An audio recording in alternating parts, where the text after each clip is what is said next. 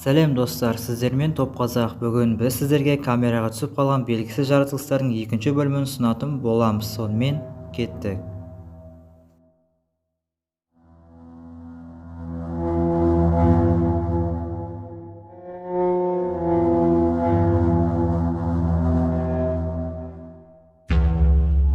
Таңғалар тіршілік иесін мексикалық Поги есімді адам байқап қалады.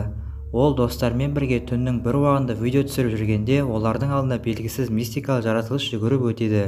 Белгісіз мистикалық жаратылыс бірнеше секунд ішінде бұталардың арасында жасырынып қалады. Бұл тез болған соншалықты Погидің достары оны байқамай қалыпты. Сонымен бұл не болуы мүмкін? Бәлкім бұл түнгі жаратылыстың бірі шығар.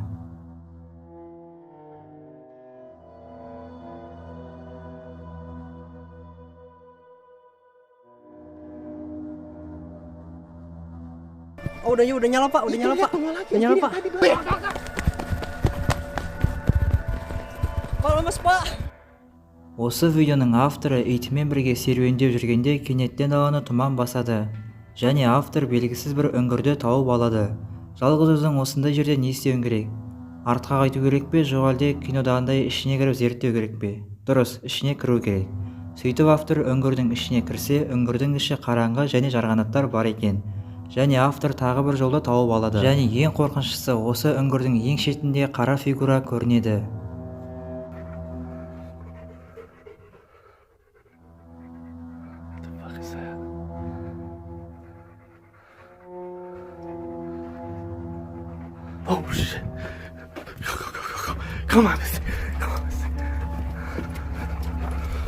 Осыны көрген автор бірден қаша бастайды. Бірақ видеоға мұқият қарасақ, егер автордың иті қандай да бір тіршілік иесін немесе елесті байқаса, онда ол үретін еді ғой. Ал ол болса жайбарақат жүр. Сонда бұл қандай тіршілік иесі? Әйтпесе жануарлар елестерді байқайтын еді ғой. Иә, видео өте қорқынышты, бірақ ол жерде ешқандай елесті байқап тұрған жоқпын. Бұл жай ғана адамдардың салып кеткен суреті деп ойлаймын. Немесе өз ойларыңызды жазып кетіңіздер.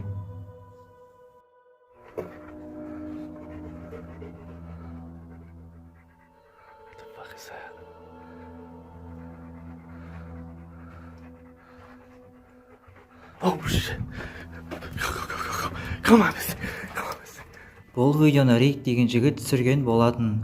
Ол өзінің ауласында бір түрлі тіршілік иесін көріп, видеоға түсіре бастаған. Және Рик досына телефон шалып, өзінің не көріп тұрғанын айтып береді.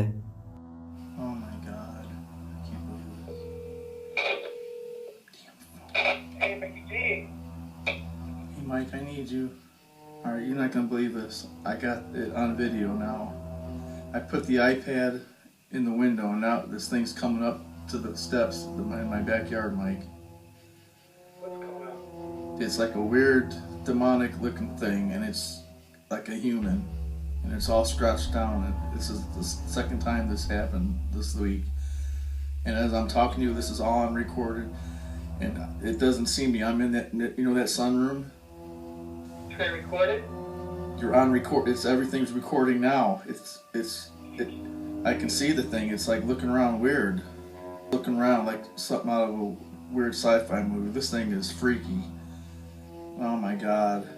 Like a gargoyle. It's like a gargoyle, man.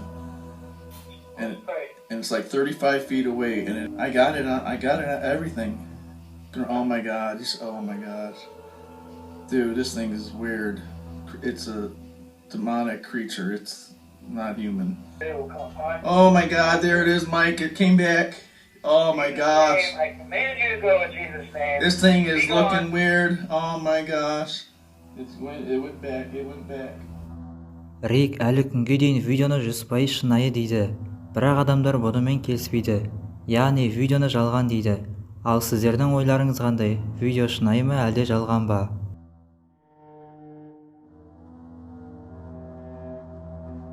Джош есімді аңшы орманнан қара жануарды көреді. Бірақ оны адам деп ойлаймын. Өйткені оның тұрысы адам секілді. Және ол ағашты адам секілді сындырады. Автор ол адамды соңына дейін түсіргісі келді. Бірақ ол шыдай алмай, қорыққаннан үйіне мұңмен қашады.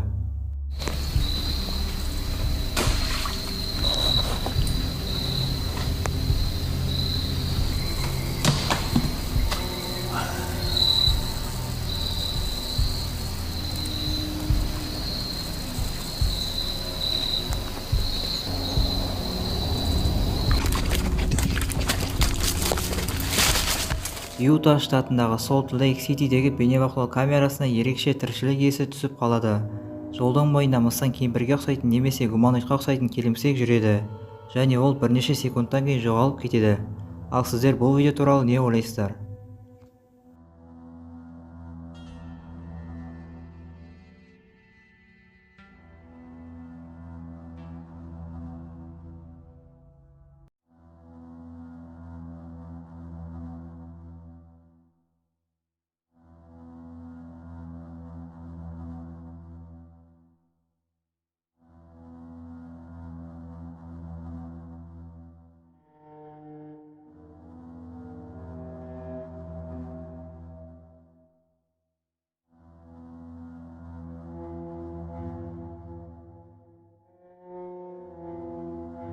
Бейтаныс аймақта әсіресе түнде серуендеу өте қорқынышты.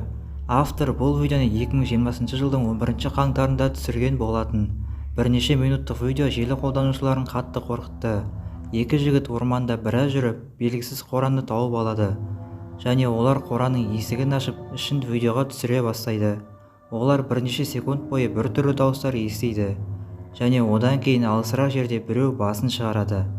Осыны көрген автор және оның досы бірден қаша бастайды. Қалай ойлайсыздар, бұл видео шынайы ма әлде келісіп түсірілген бе?